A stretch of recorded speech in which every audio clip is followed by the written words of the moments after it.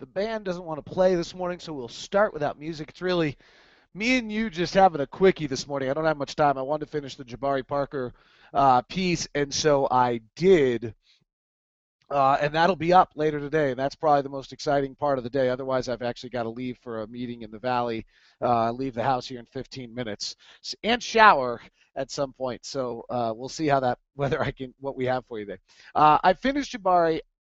I sent out the tweet yesterday that while I was watching Jabari, there's a lot to love, but he's going to score 20 points a game in the league. He's just going to score. He's got so many ways to do it, so many different aspects. He's so big, so strong, hold himself together at just 19 years old. The concern is the way I would phrase it is this. I didn't see what I would call winning plays. I'm curious, actually, and I tweeted Ken Pomeroy, and I didn't see that I got a response, of what Duke's plus minus was when he was on the floor, when he was compared to when he was off the floor. A little bit of every little thing that you do to win basketball games, he doesn't do. He scores. He does the big things. It's awesome.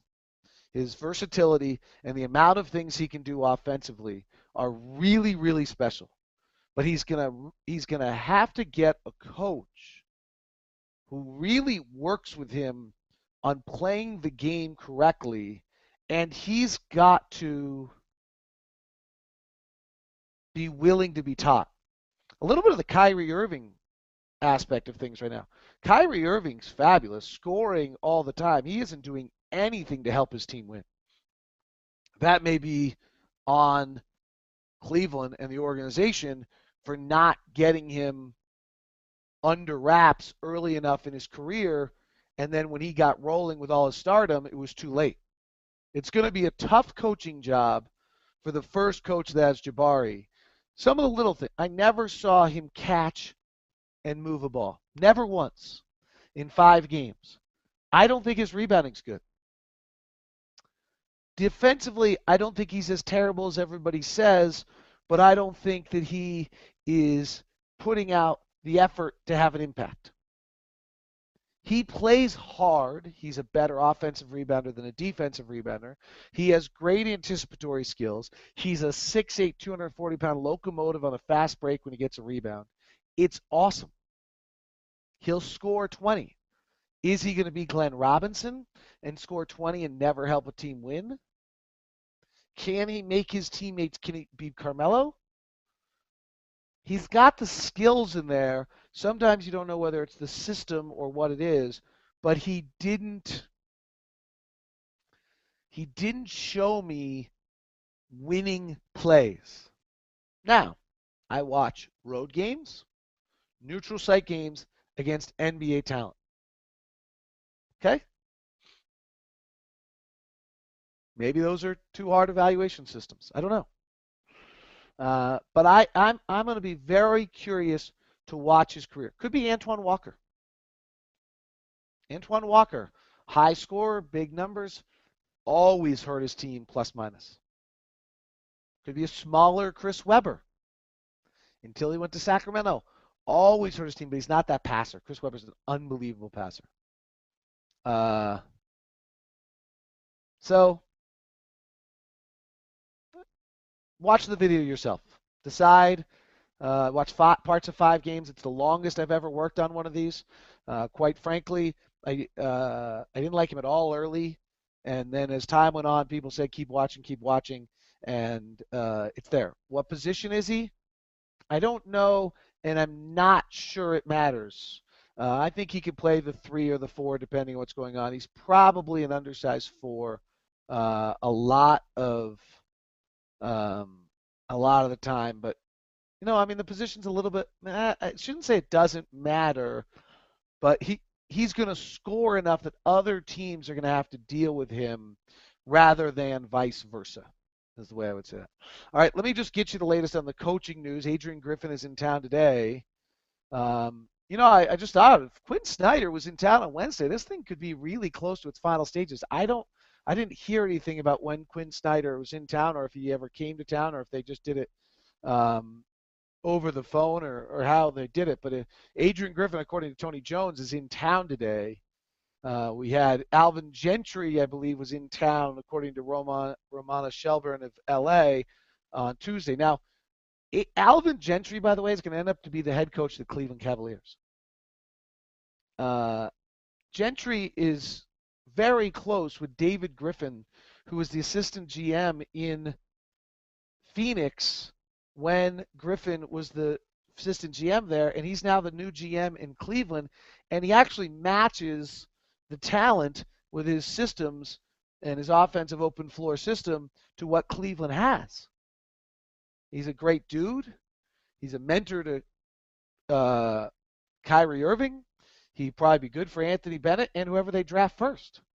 And with that number one pick and Kyrie Irving on your roster, if much as Cleveland may suck, if you're Alvin Gentry, you take the Cleveland job over the Utah job. They got the number one pick, and they have Kyrie Irving. So I think I think that it comes down to, frankly, walk you through this one. So if Alvin takes the Cleveland job, Adrian Griffin interviews today. If he's hired, he wowed them. No NBA coaching experience, former player, been an assistant. If he becomes the new head coach, he wowed them. He's hurt probably by the Tyrone Corbin experience, right? Tyrone Corbin has the same background that Adrian Griffin has. Former player, journeyman, everyone loved him, high-class individual, worked under great coaches, and then obviously we didn't think he did a good enough job because they fired him or decided not to continue to have him as the head coach in a new contract. I think that's going to be tough for Adrian Griffin. He's going to have to wow them in the interview. Now, his agent, I believe I read, is Steve Kaufman, who I think is the same agent as Tyrone Corbin. So therefore, he would probably be prepared for that circumstance. But if he's hired as the head coach, I'll just put it this way. If they hire Adrian Griffin, I'm really excited for him. Because if Adrian Griffin gets hired for this job with the landscape of the job as he's interviewing for it, then he's really special. And I'll be really excited to see that. I think it'll be tough for him. Well, if Alvin Gentry goes and takes the Cleveland job, then it's Quinn Snyder. Or it's hashtag mystery fourth candidate, and I thought that was hysterical by everybody. I thought that was fabulous. That was just great. Very, very funny. Jason Shepard, KSL, actually, I thought had some of the funniest of anyone on hashtag fourth character. So NBA draft news, Zach LaVine is at it again. Supposedly he had a 46-inch vertical jump the other day. So he's going to be the workout king. Porzingis, who is a Latvian 7-footer, 18 years old, had been kind of on the back radar, is now on the front radar. Supposedly the Thunder have promised him at 21. We're at 23. So we'll see whether that turns out to be true, or if once somebody hears the Thunder promised him at 21, he's going to jump up into the 14 or 15s. Rodney Hood, I heard, sliding back down a little bit recently. Interesting, Dante Exum is visiting the Milwaukee Bucks. Is that because they want to take him at 2? Because they would be willing to go down to take him at 4 or 5?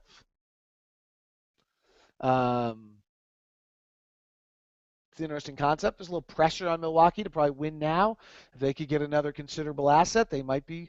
I mean, it's going to be almost impossible for that to happen from the Jazz standpoint, but you never know. Well, you do. It's almost impossible. Aaron Gordon, according to Sean Cunningham, has 3 workouts left: Orlando, Utah, and Boston. So Aaron Gordon, according to that report, will be in here at some point. All right, NBA Finals tonight, and just enjoy it. Remember, the thing we told you to watch for was who can disrupt the Heat's drive and kick game to get those corner threes that San Antonio doesn't want to allow, or the Spurs spacing and movement where the Miami's going to smash the pick and roll and not let the point guard get shots off. See how that works out. All right, that's our quickie today. Hope you're good, and the Jabari Parker should be up here shortly. Have a good one. Bye.